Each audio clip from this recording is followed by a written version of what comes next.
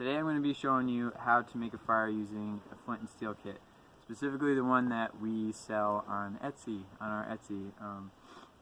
The kit comes with hand-forged fire steel made of 01 tool steel in the C shape.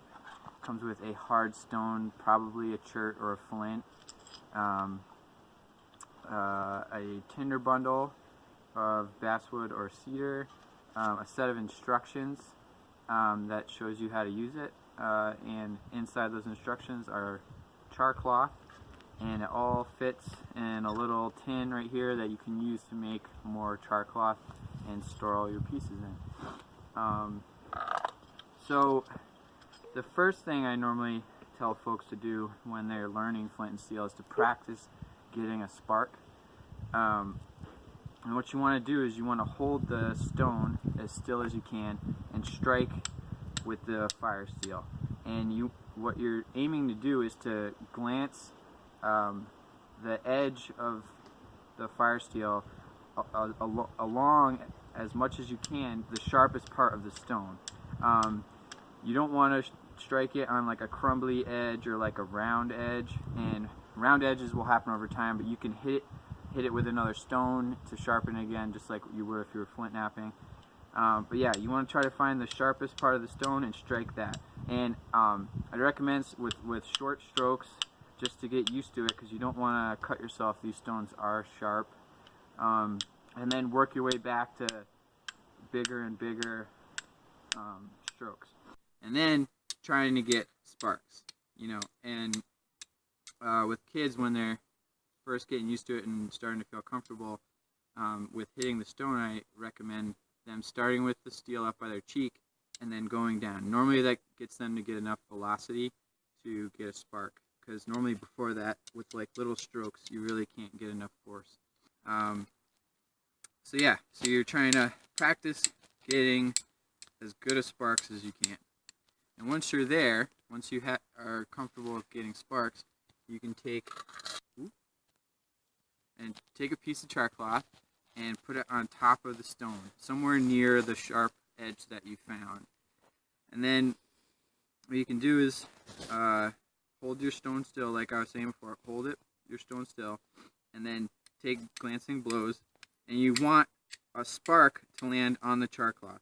And most of the time, that doesn't take too long to happen. See, like right there. And then you'll take your pre-made tinder bundle, because you want to make sure you have your tinder bundle set ahead of time, and you set it inside it just like this, and then you lightly blow on it.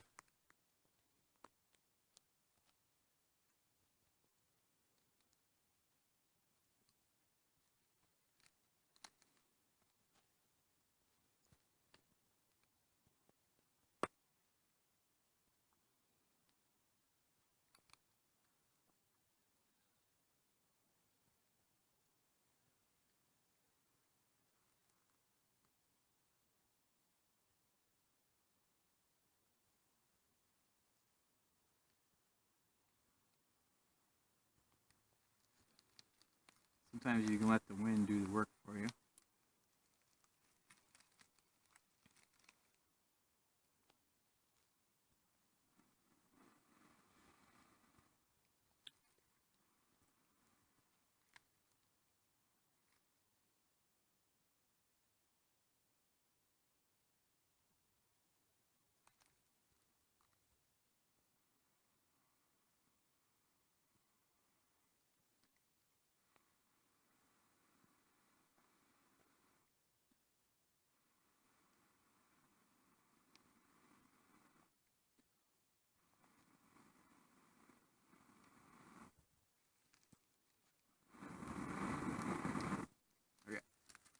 And place it in your fire structure that you also have already made.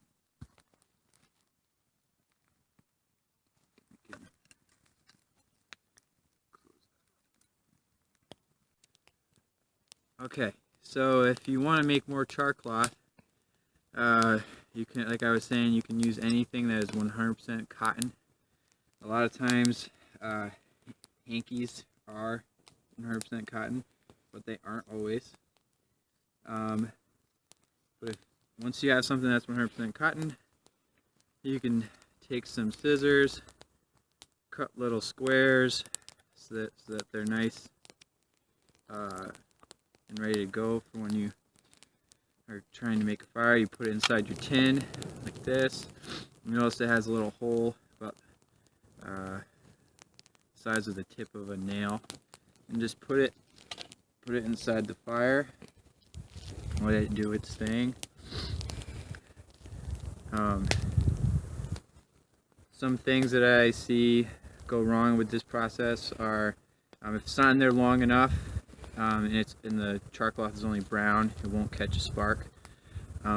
Or if it's the wrong material, like sometimes the cotton is a blend, and it won't catch a spark, or it will just turn into like a melted mush of plastic. And there are other more natural ways of catching a spark. I'm just not familiar with them.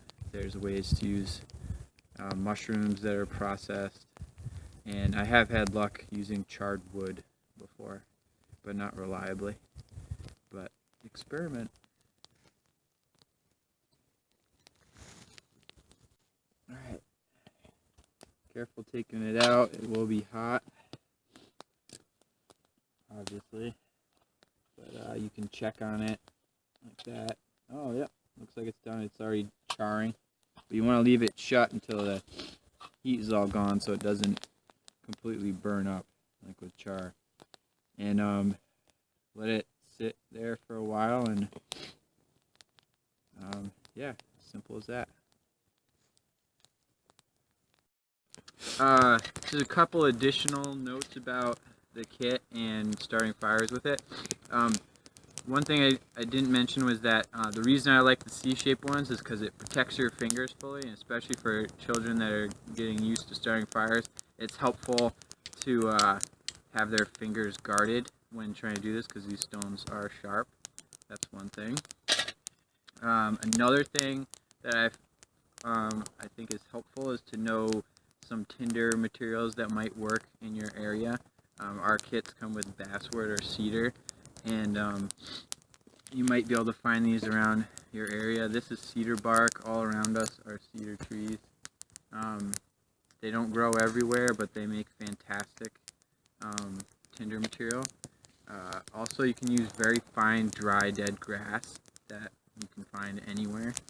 I also particularly like dead and dry ferns in the wintertime. I think these are bracken ferns, and they work great for a tinder bundle. Yeah, but do experiment. Try different things out, see what works in your area. Also, if your stone gets too small or dulls, or you lose it, some local stones that might work are anything that is hard enough to make a spark in steel. So just experiment with that as well. Something around here that's local is quartz. Quartz is everywhere, and you can get really nice sparks out of that, and it's not hard to find. Alright, good luck.